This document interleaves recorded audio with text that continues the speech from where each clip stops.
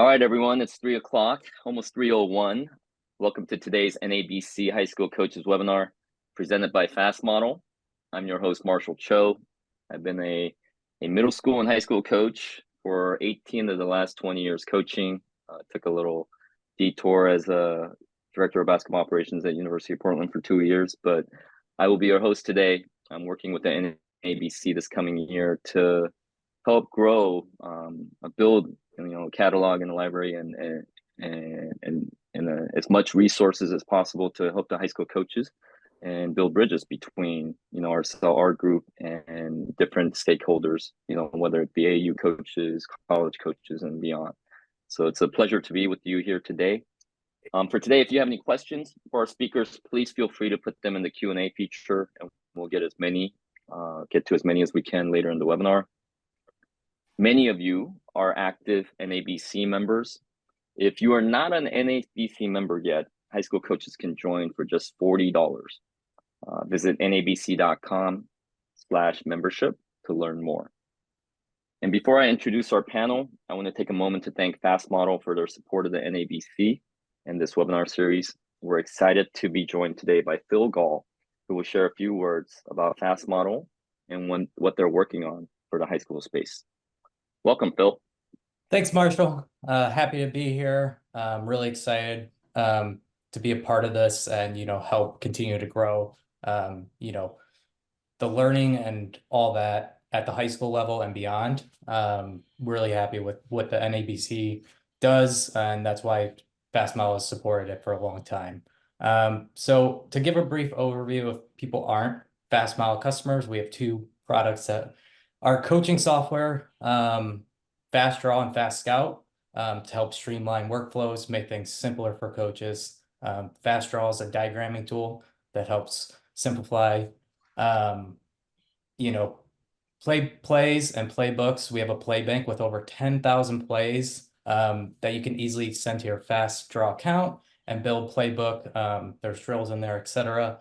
It's an awesome free tool that we love having to spread the game of basketball. Fast Scout is a scouting platform. It has, scouting tools, but also practice planning tools to help organize coaches.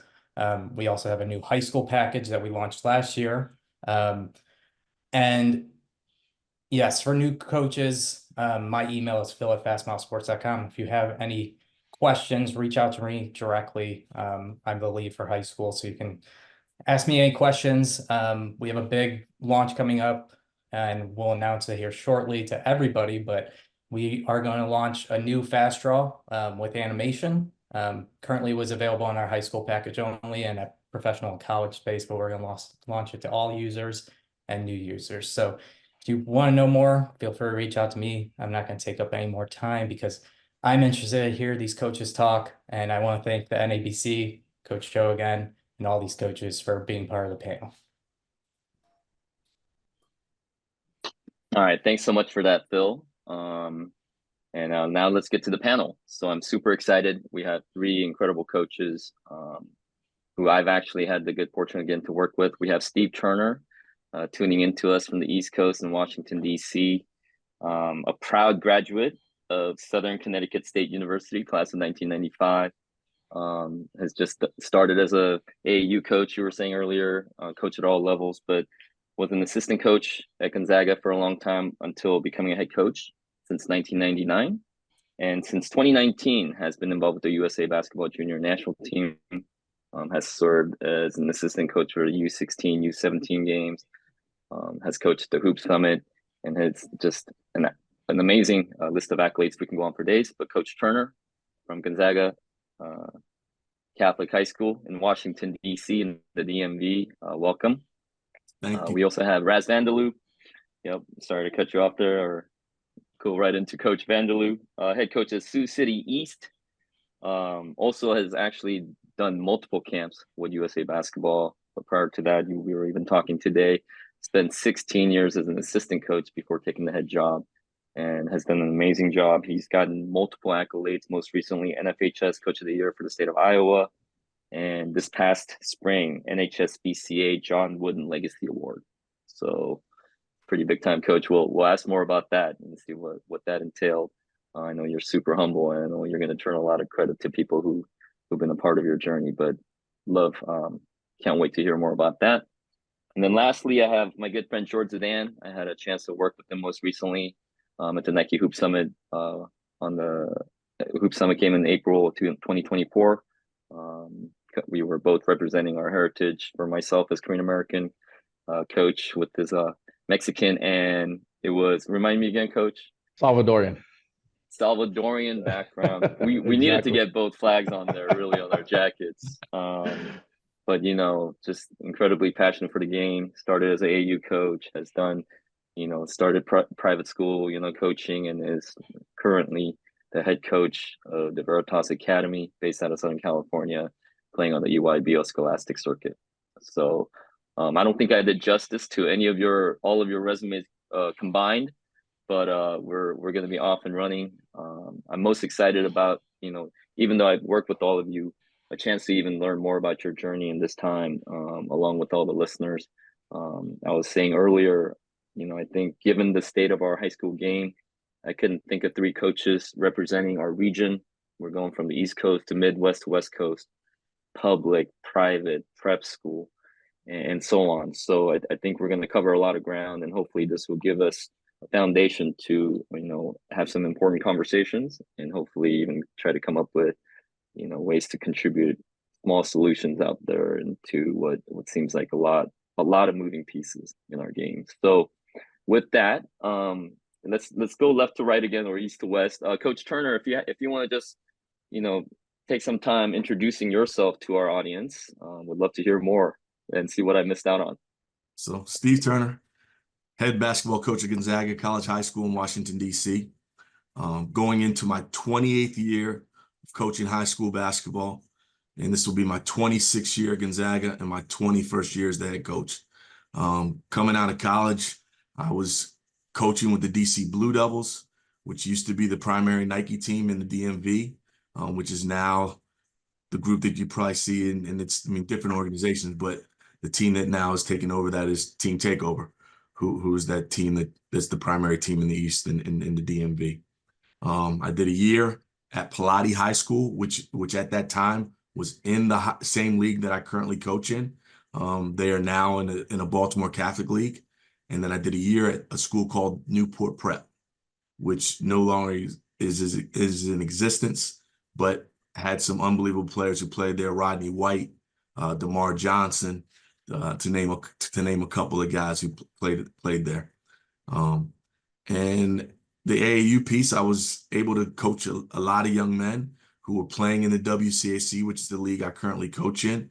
And I had a couple of guys who were on that team that I coached from their time since 8 and unders, that just said, "Hey, coach, you fit who the school is."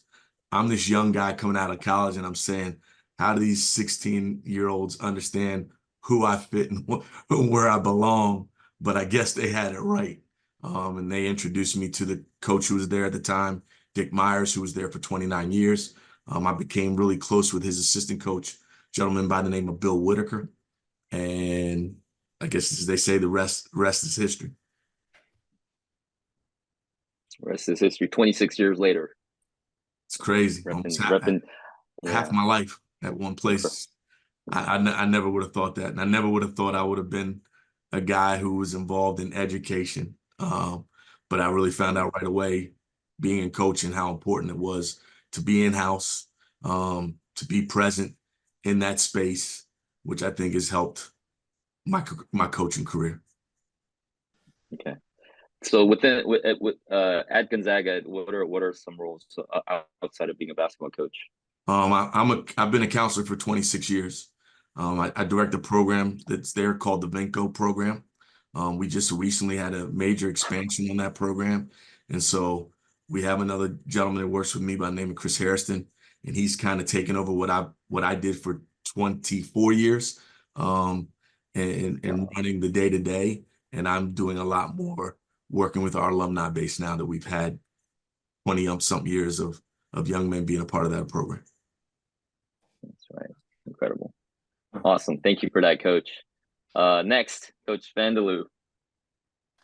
I'm Raz Vanderloo. Marshall mentioned earlier, I'm the head basketball coach at Sioux City East High School here in Sioux City, Iowa. In Iowa, we're a big school, 1,400 kids. Now, the East and the West Coast probably got monster schools, but in Iowa, 1,400, it's a good size. Public school. In Iowa, we play. There's so few bigger schools. We got to go all over to find games. I mean, we're driving 5 and 6 hours to play games, which is a short trip, normal trip. If you're listening at all, unless you're in the NBA, I've probably been exactly in your shoes. I've been at every level from 6th grade, 7th, 8th, 9th, 10th, assistant coach. I've coached for 32 years, 16 as a assistant coach, 16 as a head coach. But the program here is solid because we've had good players and we've had great parent and community support. I don't want this to come out wrong, but even though it probably will, in the Midwest, there's not a lot of things to do. So you get locked in on high school sports and you show up to games on Friday nights and the crowds are big and they support the team. And it's been a great ride since 1974. My dad, my brother, or me has been the head coach here at the school. So that's kind of, some people think it's odd. Some people think it's cool. I don't know what it is. You create a lot of friends and enemies when you have that many family members doing the same job for 50 years almost. But we've had some success, so that helps. People like, teams that win. Every once in a while there's a little bump in the road. But for the most part, we've been fairly successful, and it's good, clean Midwest living. Like I said, there's not a lot of options. We're not running to pro games on weekend nights or baseball or NFL, or we don't have anything here. So you go to the gym, you do workouts and things like that. So it might be different to a lot of people, but that's what we do. Like I said, I've loved every minute of it. I've met obviously Marshall and Steve through USA Basketball. Great experience. We're all kind of somehow hooked in with Don Showalter, which is a good thing for anybody listening. It's a great thing. And I just mentioned these guys earlier. I'm lucky enough I've traveled the world doing basketball. I just got back from Italy last week. I've been over to China. I've been to South America. I've been everywhere. So I'm the luckiest guy in the world. I've coached at every level. I've seen everything twice, good and bad. Anybody listening, don't think you got to run and be the head coach tomorrow. Let it happen. Let it happen. If you just work hard and don't think you're going to make $1 million, you're going to have a good career doing this stuff. I know that. Awesome. Thanks so much. And Coach, you're the longest running NABC member out of the group of us here, correct? You've been since how long now? How many Final Fours have you attended? And 34. 34 straight. So you're our guy for any Final Four questions. That just means I'm old. That's all it means. Oh, Coach, appreciate it. Thanks so much. And then last but not least, Coach Sedan from the great state of California. How are we doing today? I'm great. First off, just wanted to say thank you to the NABC. Thank you to you, Coach Cho, for allowing me to participate. I'm still not sure why I'm on this panel, especially with with esteemed guys like Coach Vanderloo and Coach Turner. Thank you to FastModel for the sponsorship. So to say that I'm honored to be here and honored to be on this panel is an understatement. My career and my beginnings are a little bit different than probably most people. I didn't grow up playing basketball. I don't have a network. My great grandfather didn't start modern day high school, here in Southern California. So how I got into coaching about 24 years ago was my son signed up for the local rec league. Didn't have enough coaches in the league, so he wasn't allowed to participate. I offered to coach the team. We were absolutely horrendous. My record, my first year coaching was 3-16-1. I still don't know how we tied, but we did have a tie, probably because they just wanted to get the game over with. And then I got the coaching bug. I was sort of hooked. So I coached local rec basketball for 5 or 6 years. Went to my alma mater, coached freshman basketball for 2 years, and then became a varsity coach at my old school, Montebello High School, public school with 3,000 kids. Led them to the best record in their 100-year school history. Had 3 years in a row where we won close to 30 games. Left that position, ended up at Cantwell Sacred Heart, a small private school in East Los Angeles, 98% Latino population. Was there for 6 years, went to the state playoffs 6 years in a row, played against, a bunch of kids that are in the NBA now, or coached against, not played against, coached against a bunch of kids that are in the NBA now. Had a great run there. And in conjunction during that time, helped Ryan Silver, from West Coast Elite sort of get that program off the ground. So this is the first year in 20 plus years that I haven't coached AAU, which is why I have this tan. Like I said earlier, I was in the Bahamas. So being able to travel and being able to kind of breathe a little bit has been a wonderful thing. And being able to spend time with people like yourself, Coach Cho, and learning from Coach Vanderloo and Coach Turner, this has been a true blessing, for me. But started Veritas going into year 7. Took a year off after Cantwell, started Veritas. We are a 9th through 12th grade, prep school program. Coach Vanderloo, you mentioned, 1,400 students in your school. We have a basketball team. That's our program basically. And I've sort of taken a different approach from what I've done in the past. And I want to coach kids that come from underserved, underrated areas. We have quite a few kids from all over the world in our program, kids from Latin America, kids from Africa, kids from Asia, kids from Europe, and obviously American kids as well. But the American kids that we typically get are, don't come from means. That their starting point is a little bit different than your typical American kid. But, we've had a lot of success, and we're very fortunate to be on the EYBL Scholastic, to be a Nike Elite high school program. I got to shout out Tony Dorado and thank him for allowing us to be on this huge stage and this huge platform. But honored to be here. Awesome. Thanks to all 3 of you. I think we'll spend a few minutes here as you guys are sharing your journeys. A couple of questions pop up.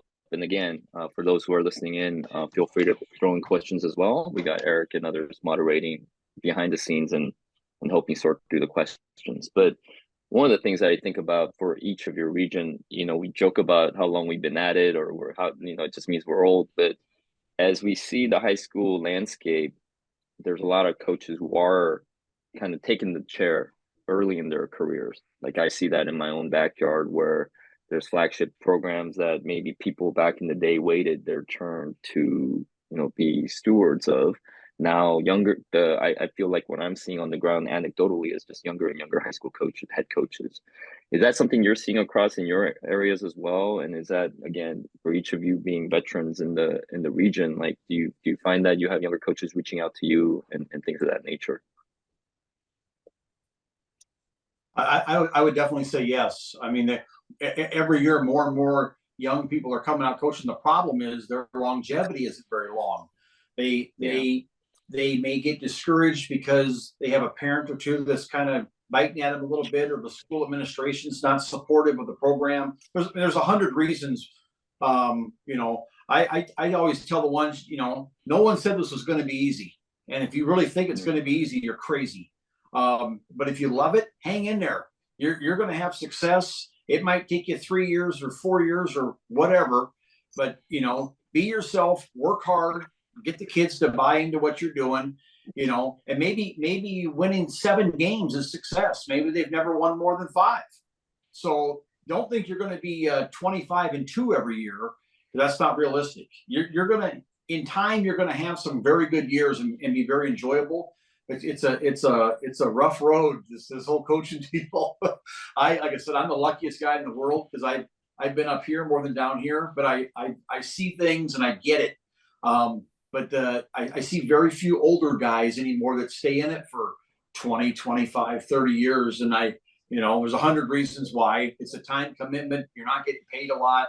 You got people barking at you. We have a social media world, which is social media is the best and the worst thing ever.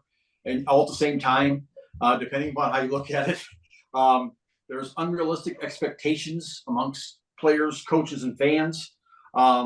But if you love coaching, hang in there, fight through the tough times, enjoy the great times. At the end of when you're done, you look back and smile and say, that was a hell of a deal. I Coach think Turner, what about you? Oh. Sorry about that, Coach. I'll come to you in a minute.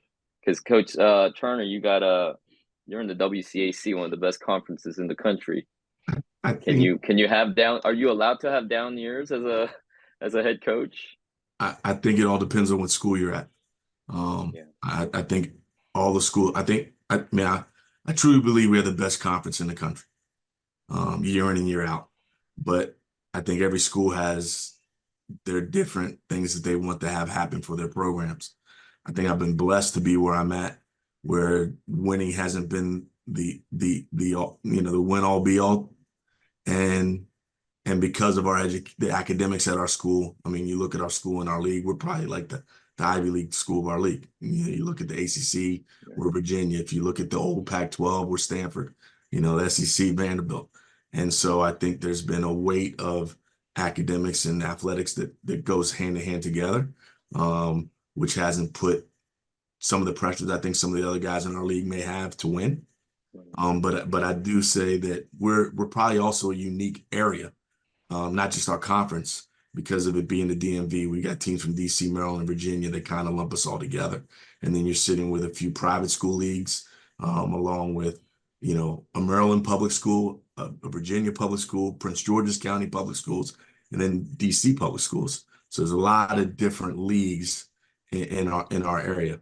What I would say is we are seeing a lot more younger coaches coming in, but I think with what I would call some of the best jobs in the area, those coaches are staying there for a long time, and sometimes retiring from those places or deciding that this is till the end, and so you don't see a lot of changeover in our conference, but you do see a lot happening now all over the area, and a lot of the younger coaches who I feel like have their starts a lot of times through AAU are finding their ways into taking over different programs in our area.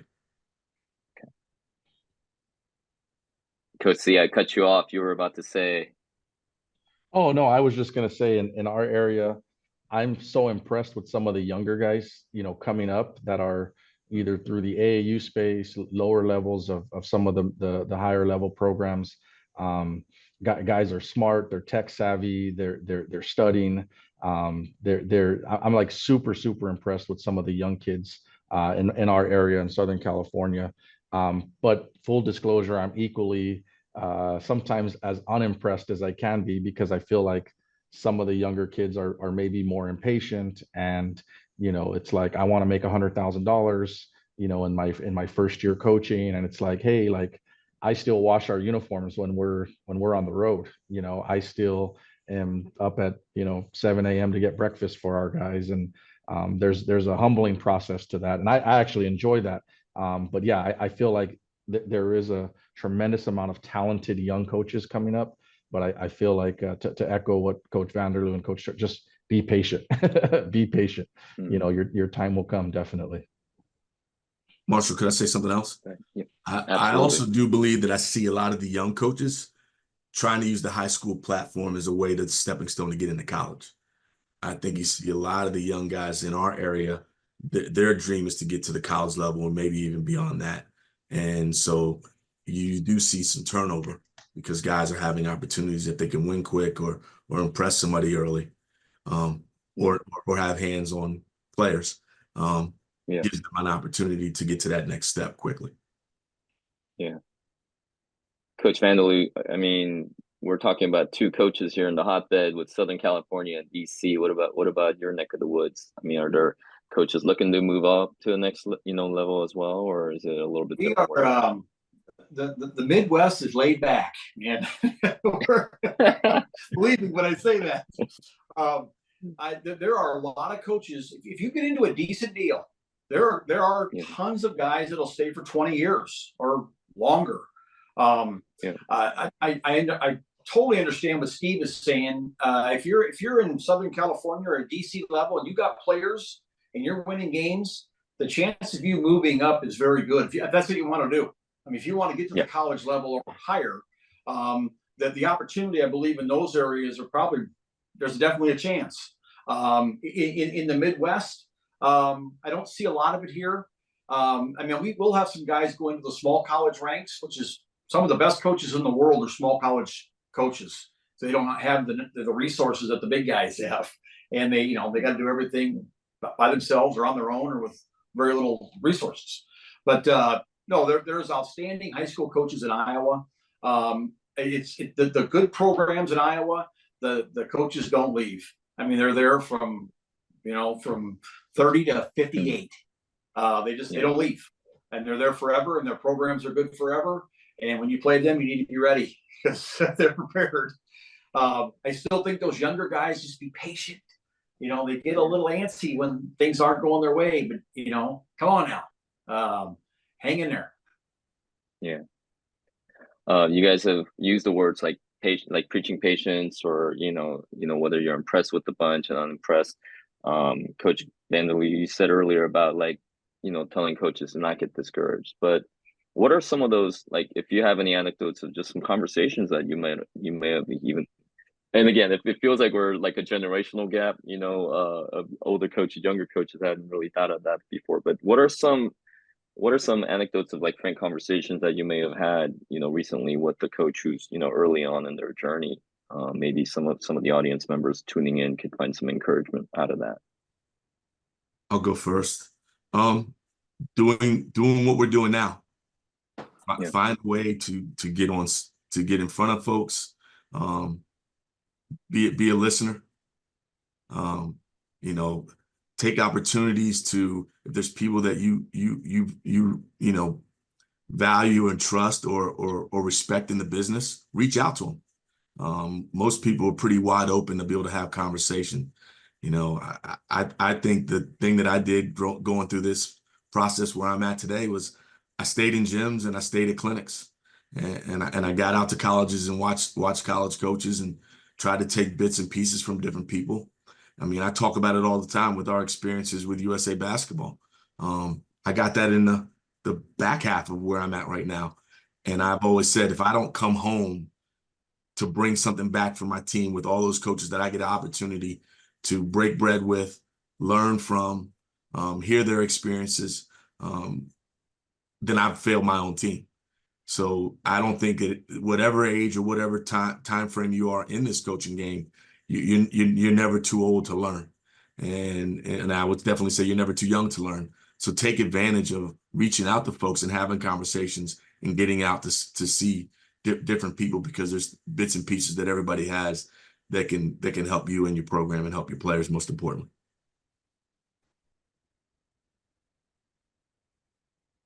Awesome. Steve, I 100% agree. For those younger people, reach out to a veteran coach. Reach out to somebody who's had success or is going through a good stretch of their program. Ask them questions.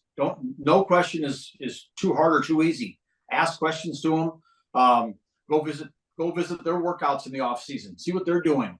Everybody does things a little differently, right or wrong. See what they're doing, and I'll guarantee you, whether you're a first-year coach or a 30-year coach, you're going to learn something. Like I said, I was just in Italy doing basketball, and I thought I'd seen every drill in the world because I'm so old. There were 4 or 5 drills. I'm writing them down, going like, we need to do that drill. So it doesn't matter how old you are, how many years you've done it. You can always learn. Don't act like you know everything, because nobody does. Pick one thing up everywhere you go. Whether it's a college practice, watching a college, an NBA game, or a good high school game, write it down and see if it'll work for you. Yeah, awesome. We're sitting here talking about the young coaches as one thing. What about players?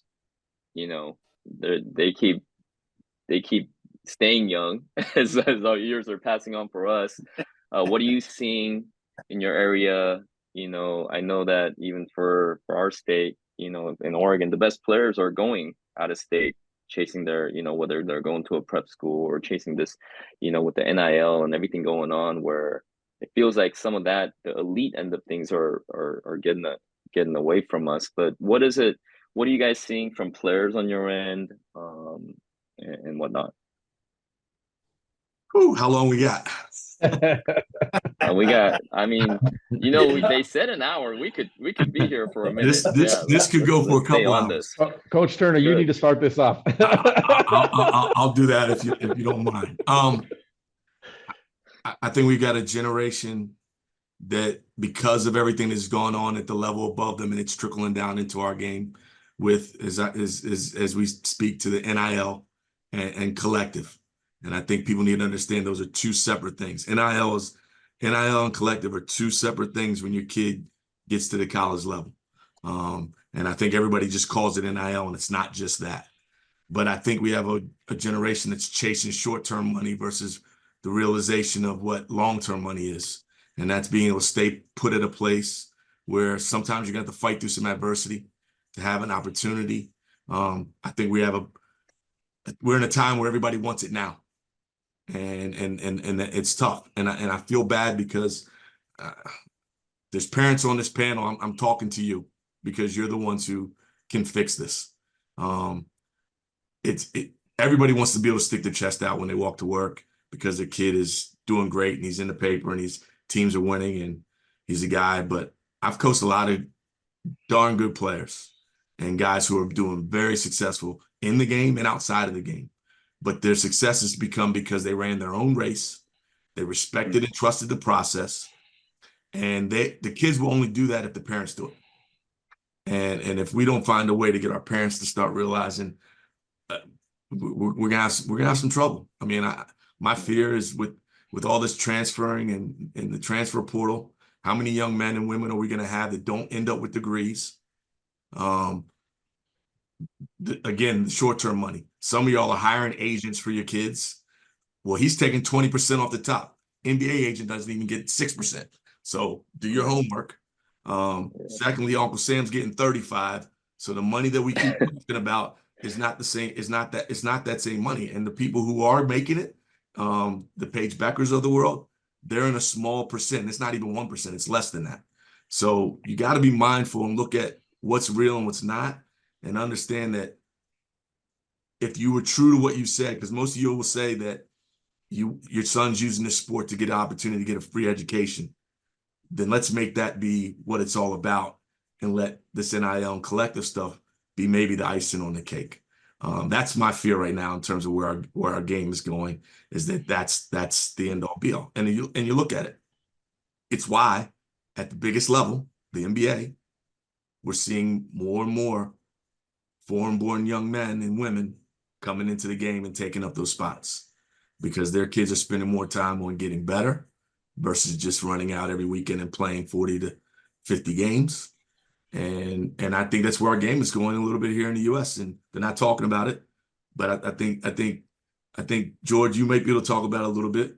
It's why we're starting to see a league like the Scholastic, which is becoming what the European model's been, academies. Yeah. And I think you're going to see more and more pop up. How do all of them last? Financially, I don't know. Love to talk to you offline on that one, George. Absolutely. But I will say I'm blessed that I'm in an area where we're still very fruitful and that parents see our league and what it can do for their kids academically and athletically. But again, I would say the biggest change that I'm seeing is that we're keeping our eyes on money versus what the real thing is supposed to be. Taking advantage of a little brown pill to take our kids to a place where they can get a free education, because not every kid's going to make it to the league. Yeah, I think for me, the biggest thing is I feel like parents have changed the most.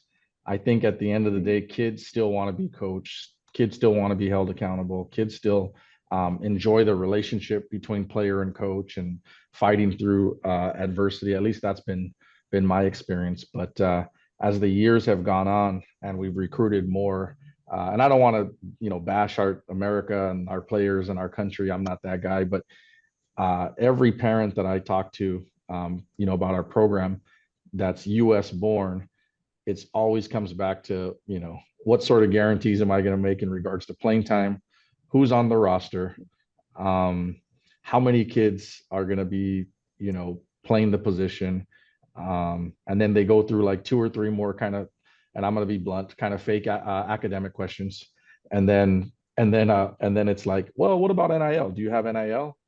And my answer is to your point, coach, is like, we don't have a collective, and I don't have an agreement with Chevy or Coca-Cola, or your son has 600 followers on Twitter. Like, what are we going to market? Like, what are we going to? So it's getting to the point now where at my level, yeah, eventually it's going to be a situation, I think, where high school kids are going to be coming to these programs, and there will be some sort of collective, and there will be some sort of NIL deal, I think. I don't know if that'll ever be us, but I definitely think it's headed that way. But I also like to have real conversations with parents and say, hey, well, let's not call it NIL. Let's just call it, you want me to write you a check. And then it kind of switches to like, well, no, I don't want to. Okay, well, what are you going to market exactly? So I think chasing that money, like Coach said, could also cause kids to kind of become lax and complacent. And if you have a 15-year-old kid signing with one of the top 4 or 5 agencies as an NIL client, like what are you telling that? You're telling him that he already sort of made it. And I think that's a little bit dangerous. I'm just gonna, before Coach Rouse, before you go, I just want to add one more thing. What we need to be, what you need to be careful of, because I don't have a kid in that. Well, I have a kid in space, but he's about to be out of there before it happens. But the one thing they keep talking about is making them employees. Be careful, employees get fired, and that's going to change some things too. And, sometimes be careful what you wish for. Absolutely, absolutely. But first of all, amen to both what you said. It's what needs to be said to the parents, to the people out there. So many people don't even understand what really is going on. They hear all these college stories. Oh, he's getting $1 million. He's getting $500,000. Half the stories aren't true. Are there kids getting money? Obviously there is, through the collective. Are they handing it out? Yes, in some places more than others. But most of the stories you hear are so inflated. They're crazy inflated. And I don't know if that's to make the kid or the mom and dad feel good or whatever it is. What we've gotten away from here in America is we've gotten so game crazy and so money crazy. We have forgotten to get better.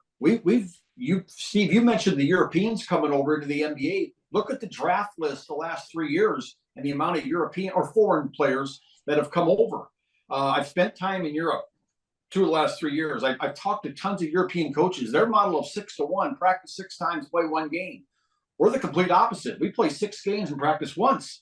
And we have some crazy athletic kids here in America. That is what it is. But we're losing the skill development. I mean, if those kids would work hard on skill as hard as they work on, I want to play 100 games in the summertime or spring and summer or just throughout the year, imagine how good they'd be. I mean, we're talking some highly, highly athletic kids, but their skill is not highly, not up here. It's down here because we haven't worked on it. We need to get back to working on skill development at all ages, starting little all the way through the high school level, and then see what you got. Incredible talent with skill development. You are going to get paid. You are going to make long-term money at the end of the day. But if you're just a talented kid, or maybe you're the tallest kid in the area, that doesn't mean anything. You got to get better. You got to work on getting better. And I see we're losing a little bit of that. There's no one person to blame. I think everything filters down from the top. NBA, college, high school, youth, everything filters down. I think right now everyone's crazy about NIL and collective. It's all about money. Well, we've forgotten to get better. Let's get in the gym and actually work on a skill. Let's work on something. Let's not go to the gym and just play games every day for 2 hours. Let's do something. I'm not saying you got to go out and hire the fancy trainers and pay them all that money, but there's a million different drills you can do in an outdoor court, indoor court, sidewalk. It doesn't matter, to get better. But we're thinking, everyone's thinking about that 1%. Steve, you mentioned Becker's at UConn there. She is the 1%. Caitlin Clark, also on the women's side. They're making this much money, but that's the less than 1%. The other 99 need to figure it out. We've got to get better as a player. Then let's talk about the money. And like I said, I don't always agree with some of that fancy stuff those college guys are doing with the NIL and collective, but they didn't ask me, so it doesn't matter. But we we've got to do our best to inform people what's really going on and how it works, because so many people don't know.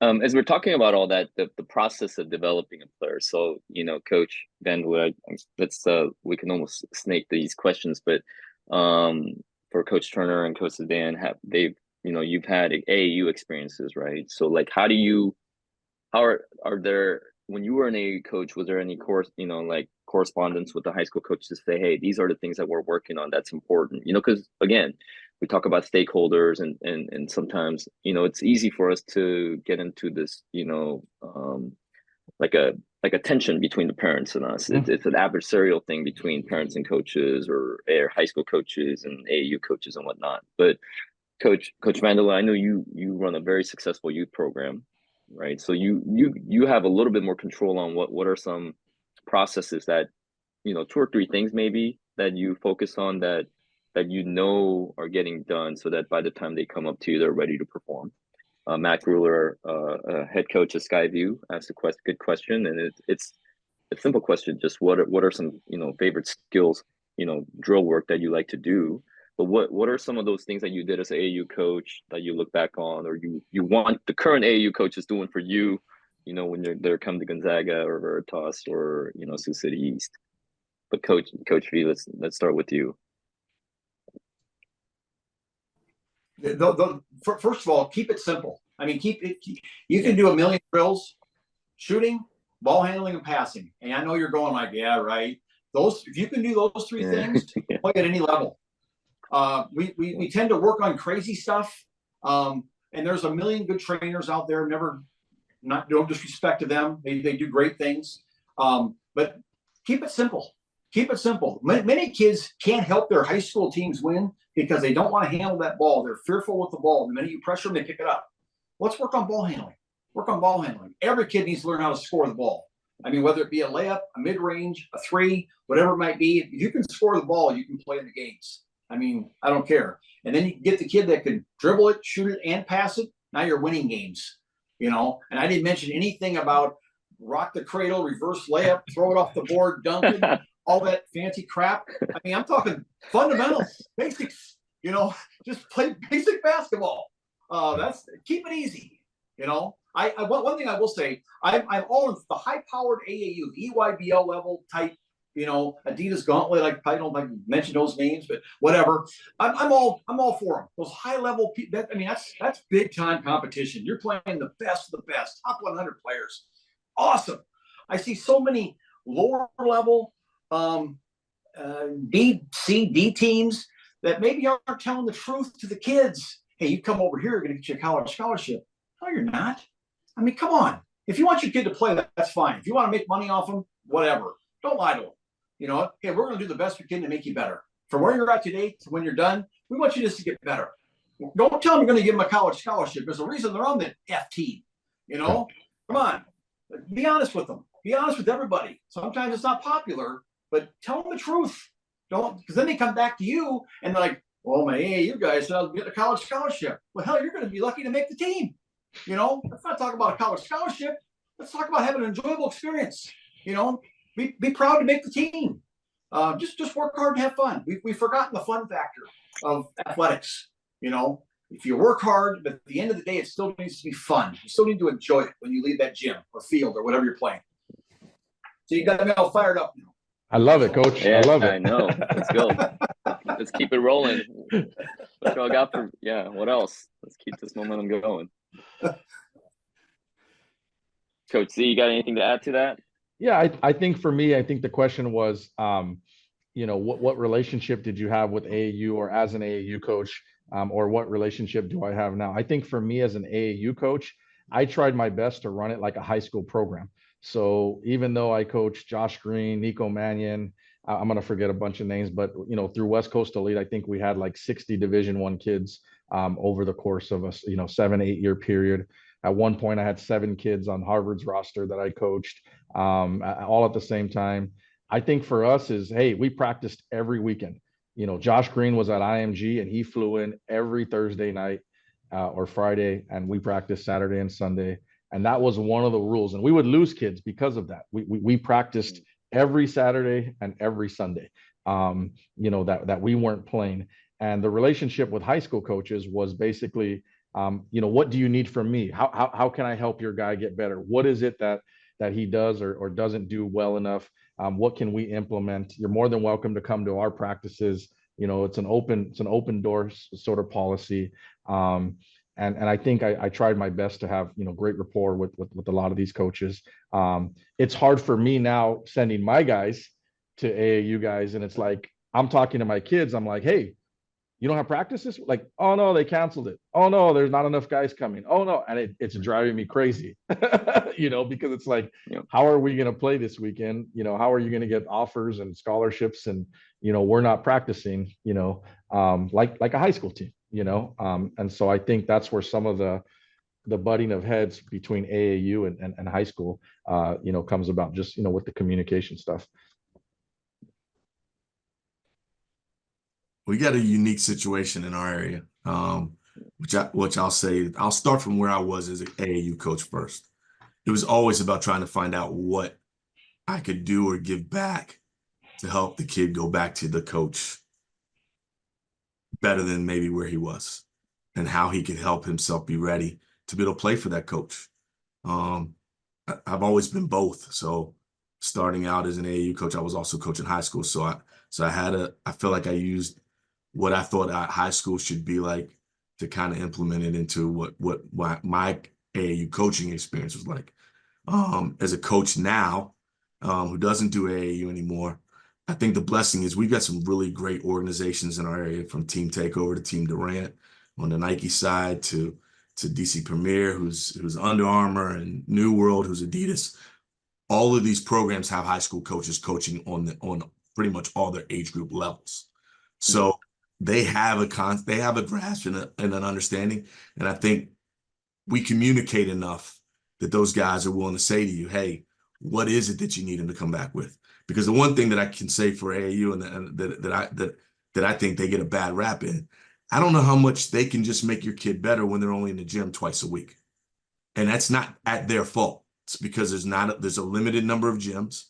There's a lot of places that they can't get the kids into 5 days. They don't get the kids 5 days a week in the gym. Yep. And most times it's twice a week. And then the weekend they're running and playing 4 to 8 games a weekend. So yep. I think as I'm speaking to coaches, but I'm also speaking, again, I like to speak to the parents, because it's their children who they're entrusting all of us in to be able to help their kids get better. You've got to be able to make sure your kid's doing more. It's the training. It's the workouts. It's making sure he's making the things that the coach at his high school team has going on in the summer. We did a good job, I thought, in our area with creating a balance that when AAU hits in April, May, we allow those kids to have them be the number one. Yeah. Then in June, they're thrown back to us because that's our live periods. And then July, they're back with their AAU teams. And we were able to adjust some years back. Coach Jones, who and I talked to a lot of guys and figured out, hey, let's run the summer leagues at this time so the kids aren't having to make a choice between two and feeling like they're being torn apart. And I think in the DMV, we've figured out a calendar that works. But again, I think for kids to get better, they have to be doing more than just a couple summer league games with their high school team in the summer and long weekends at AAU. They got to get back to what Coach Ross said from the beginning: the simple skill development, working on your shooting, working on your ball handling, working on your passing. And my number one thing, you better be able to play defense or you can't play for me. Hey, one more thing about AAU. I will say this, that we have some outstanding AAU programs in the Midwest here. Yeah. And the best ones are the ones that communicate with the high school coaches. I mean, it's all about communication. Whether it be a text, an email, a phone call. Hey, we got so-and-so playing for us. What does he do well? What does he need work on? Okay. It's all about communication. Then you have some that they go behind you and they get your kids and you never hear from them all year. Like what's going on? I mean, I don't even know when they're playing. I just think communication solves 99% of the problems.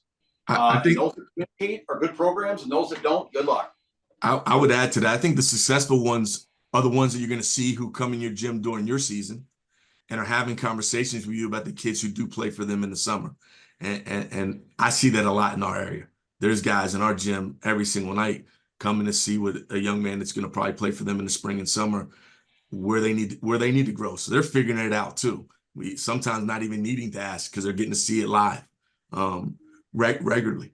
And I think that's a blessing. I have a question that's from a Caden Humes, who's a Whitmer High School student manager. So it's cool to see that there's a high school student on here as well. So a shout out to you, Caden. Maybe a future high school coach. The question is, how do you handle all the egos of everyone on the team where everyone is really good and keep them together as a family and whatnot? The word ego came up to me because it's we're talking about the AAU coaches. There's ego. Sometimes for us as high school head coaches, we have to have as Coach K says, a healthy dose of ego that we bring to it, right? But how do you guys manage that, whether it's on the player side or with outside stakeholders, with parents? How do you handle ego in your programs? Well, I'll keep saying, I think most of the time the ego doesn't come from the kids. It's coming from the outside sources who are around the kids. So when you build your program, you got to be able to set some expectations, create a culture, explain that culture as you have kids and their families coming in, allow them to know what you put up with and don't put up with. Make sure they understand your non-negotiables. Because again, this is not tennis. This is not an individual sport. We got 5 guys on the court at all times playing together, and we got to be able to make sure that we can make sure that everybody has their opportunities to be able to be successful. And with a team, most teams are going to have 13 to 15 guys. So you got to shut the egos down quickly. But I think the biggest way to make that happen is having a culture and making sure you're having constant contact and conversation with your parents so they understand your expectations of your program. Awesome. Totally agree, Steve. The culture part anymore is huge. I also think your relationship with the players, everybody involved, the parents, the community, everything, don't be hidden. I mean, you and the players should have a great relationship. An outstanding relationship. You should know how he's doing in school, how his mom and dad are doing, how his sister's doing, how the older brother in college is doing, what's their dog's name. So you can have real conversations with the young man that aren't just all 100 basketball related. So when you're speaking to him, it's real. I mean, I care about you and I know everything about you, but here's what I need you to do on Friday night. Play a little defense, buddy. Then it's not personal. I mean, it's hey, we're all on the same page. I've made mistakes. You've made mistakes. Own them. I mean, I've made a million mistakes, probably more. But at the end of the day, we're all fighting for the same goal. I want those kids to play so good on Friday nights or whatever night we're playing. I want them to be so successful. But build that relationship with the young man. And I think sometimes those egos are very, very manageable because everybody wants to be a star. Everybody does. And every mom and dad wants their son to be a star. But there's probably only going to be one star, maybe 2. Everybody else, we've got to play team ball. But if you build that relationship with the kid, it's a lot easier. I know that. I think for me, Coach Cho, I recruit families. I don't recruit players.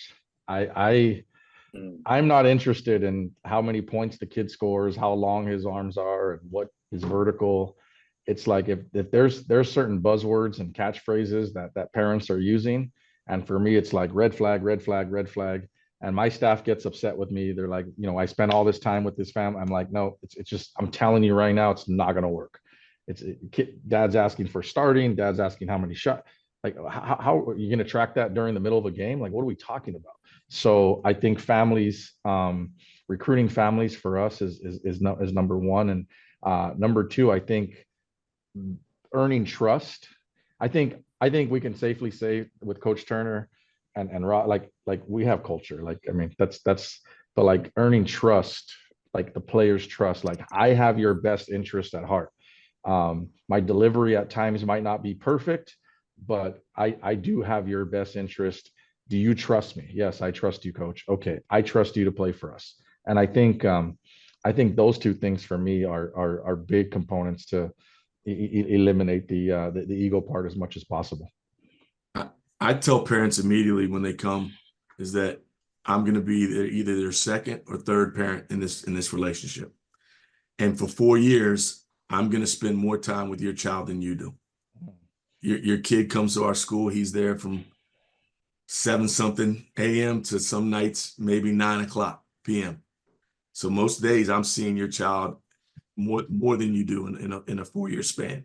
So I've got to be on the same page with you. We have to have a relationship where I can continue to help them grow, because my job isn't just to make them basketball players. My job is to help them become young men who can handle themselves in today's society.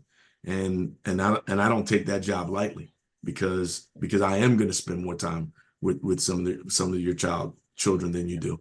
I mean, most times I'm gonna know who the first girlfriend is. I'm gonna know when they got in trouble in the classroom. I'm gonna know their grades before you do. So I've got to be able to work with you to make sure that we're doing everything to make sure Jimmy and Johnny get what they need. Yeah, that's great. Well, one of the things, last thing, Coach Cho, one of the things I've used the last this last year or so is I've explained to parents, you're the CEO of your son's future in academics and basketball. I'm the CEO of Veritas. We're trying to merge. Is the merger possible? If it's not possible, it's okay. But that's sort of what we're trying to merge and become one and figure it out together. I love that. That's really good. Speaking of mergers, we have Lucas Ramirez has a question for Coach Zidane, and you can only imagine where this is going. Coach, actually, I guess this is a question for me, but you can answer. Coach Cho, how good of an assistant coach was Coach Zidane at the Nike Hoop Summit? The people want to know. How did you put your ego aside and become my assistant for a whole week, Coach? How was that experience? Tell the truth. My experience? Oh, I was thankful to learn. I was thankful to learn. I mean, honestly, like with Jamil and Marshall, just being there, being around high level kids, coaching in front of all the NBA scouts and GMs, and that was all new to me, and it was amazing platform, amazing experience. Working with Marshall, it's like, oh shoot, there's someone that actually has more meetings than I do. So it's like, this is awesome. Like I'm not the only one that wants to try to figure everything out and every detail, but no, for me, it was a life-changing experience. Really glad to hear that. Likewise for you. You were incredible assistant coach. So Coach Ramirez, take that for what it's worth. For the people who don't know, that we were just talking about the Nike Hoop Summit game, which again, Coach Turner, speaking of egos, you had the unenviable task of a roster of 13 players when you were the head coach the year prior. So talk about managing egos and speaking truth and all that. I'm sure you could write that could be a chapter in the book you write in your coaching career. Maybe half the book. Oh, come on, you got a long book. I'm gonna say a small chapter. Definitely a chapter. I mean, when you and this is not to toot my horn, but I'm just going to talk of the spaces where I had to deal with that at. I used to work the NBA Players Camp. I've done Nike Skills Academy. I've done the Nike Top 100, USA Basketball, and then being able to do the Hoop Summit. It's tough because the one thing that everyone starts looking at, Paul B. and Carney, don't take this personally. They want to look at the rankings. They want to look at the rankings and think that that's how you should play the kids. And it doesn't always work that way. I think that's the blessing that's been USA Basketball, is that when we get there, they tell us to throw those rankings in the trash, because we're going to try to put together the best team, not based on numbers, but the best team that can help us go win. That's why the junior national team is currently still undefeated. And there's been some kids that I know we've all been in a room and said, damn, he didn't make it. But it shows to the success when you put a group of guys that can check their egos at the door for the benefit of winning, what success can happen. And when you sit in that front seat, Marshall, you know this, people are going to question it. I mean, we won that game 2 years ago. I got questioned before I got off the court by kids who got drafted this year, parents, families. So I get it. But I think I hit every button that I needed to hit for us to win, and that's what happened. And at the end of the day, my job was to get us to be able to be the best team we could be that night and put on for USA and win that game. Yeah. Yeah, that's a whole, I mean, we could spend another hour on that alone. Maybe we run this panel back with more in the coming months. But I think Coach Vanderloo, you were saying earlier, like the rest of the world is catching up. But, you know, we do live in, you know, a great country with great resources and so many great coaches that the depth of talent at the youth level, it's going to be hard for the rest of the world to catch up there for sure. And as long as what you said earlier, just we have the right focus of, you know, the same thing some public high school coach tuning in might be looking at and asking the players to turn their egos in. We're asking Jason Tatum to sit a whole game or Joel Embiid to sit a whole game. And so it goes all the way from the very top to the junior national team. But that could be another chapter in our NABC webinar series coming up for this year. But you know what, Mark, we still are the standard. We are still the standard. Yeah. United States. Absolutely. I don't want to discredit that at all. We are still here. Yeah. But I think that the middle is moving up a little bit. So we just got to do things the right way. Continue to do, the process seems to be the right process. Don't get off the track. Keep the train on the track. Yeah. No, all this conversation, I'm so grateful for all of you. This I think you're giving me some ammo for the coming year for different coaches to pop on. We'll dig deeper into what that process is. How do you stay encouraged in the profession? How do you tell the truth? How do you manage ego? We can go deeper into the conversation that the three of you have really just unearthed today. So thank you so much for your time. I have a question earlier that was posed 30 minutes ago from John Schroeder, asking every one of you are tenured guys. What is the one thing you could share that you're most proud of accomplishing in your career, which isn't related to wins or a championship? I've said this in a lot of different spaces. The greatest achievement. Well, can I name two, Coach? Name three if you need. Yep. Well, one, being able to coach my son. And that had nothing to do with wins and losses, just being able to have that opportunity to spend that time with him in the space that I love and value. But I would say the greatest one is when I get to see the guys who played for me put on the cap and gown when they graduate college.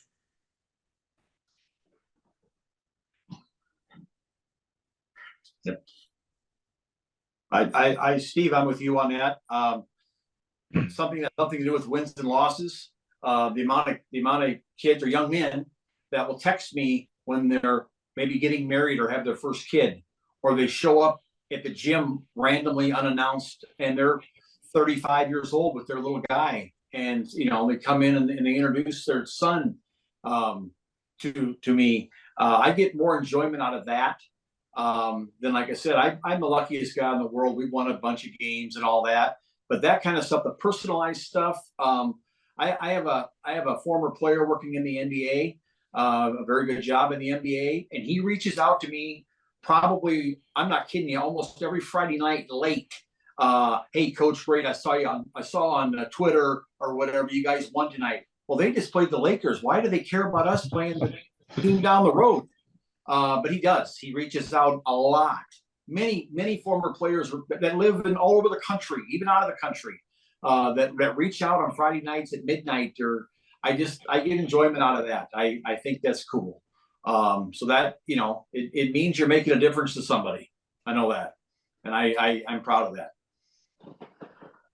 I think for me, there's a lot of examples, but some of the kids that I've coached or some of the kids that I get, like I said earlier, come from extreme, kind of situations and circumstances. And so I had a kid many years ago named Andrew Torres, and we were sitting at breakfast one day, and he's like, Coach, I'm the only one in my family that hasn't been to jail. And I said, well, you have a twin brother, number one, who's the same. He was 13, 14 years old. I said, so your brother? Yep. Grandmother? Yep. Grandfather? Yep. Okay. One day we're driving down the street and there was a homeless guy, and he's like, hey, that's my grandpa. And I said, hey man, stop messing around. Don't be disrespectful. He goes, no, that's my grandfather. And he rolls the window, hey, grandpa. And the grandfather didn't know who he was. And so being able to have multiple Andrew Torres that you guys mentioned, now graduated from college, played college basketball, earned a scholarship, and basically changed his life, just being with him from age 13 all the way up till now his early 30s. I think that's why I do this. That's what makes it exciting. And there's millions of stories that you guys have that are similar to Andrew's, but that's one of the things that really stuck with me. It's big time. I had a coach, Sal De Gennaro. Sorry if I butcher your name. He said, what advice would you have for an older coach who's having an opportunity to interview for a high school position? How would you prepare for that interview? How much research should you do? And how do you present your vision? But I think you guys all answered that question. Also answering John's question about, that's the vision, isn't it? At the end of the day, what you guys just talked about. We talked about all the skills work or the politics or the money, but this is why, we need good high school coaches all across the country. Oftentimes people say it's a thankless job, but if you do it well, you get a lot of thank yous too. So I know each of you have received your fair share of them, and that's what sustained you all these years. Just want to thank you again so much for this time. And just on behalf of the NABC, just thank you for the contributions to the high school community here and abroad even. So just thank you again. Just really value our friendship and appreciate the opportunity for us to all hear your stories. Thank you, Coach. Thank you, Marshall. And any young coaches out there, and these other guys are outstanding. Yep. I'm probably fourth in line on this panel. If you want to ever reach out to me on social media, I'm on all the social medias. Coach Raz on Twitter or X or whatever they call it anymore. Instagram, R. Vanderloo. Don't be afraid. I try to answer. You know what that is, Coach? You use Instagram? I have my kids do it for me. Okay, just check. I just start hitting buttons. That's how you hit buttons, Coach. I love it. I only give you a hard time because my man, Coach Z, does not have an Instagram, which I think we all know. I was trying to hide. But you people reach out to these guys. They're awesome. They've seen everything. I'll be honest with you. Reach out. Please do. Yeah, absolutely. Same thing for you, coaches. Your social handle, what email addresses? What would you like to share with the audience today? Steve Turner. For IG, it's at Coach Steve Turner. Email sturner@gonzaga.org. Don't hesitate to reach out if there's anything I can do for you. Please feel free to ask. Don't be afraid to ask. It's the only way you're going to get better, and the only way you're going to learn is to reach out and talk to folks. Yes. And Coach Cho, man, thank you for having us on here today. Absolutely. Yeah. Yes, thank you. It's an honor to be with you all. Yeah. Awesome. Well, thanks again I'm going to read off the prompt now. This is what I'm doing now. So let's see how I can send this out, fellas. But thanks again for joining today's webinar. I especially want to thank our speakers and our partners at FastModel for making it happen. If you missed any of the webinar, it will be available on demand in the coming days on nabc.com. Thanks again, and enjoy your evening.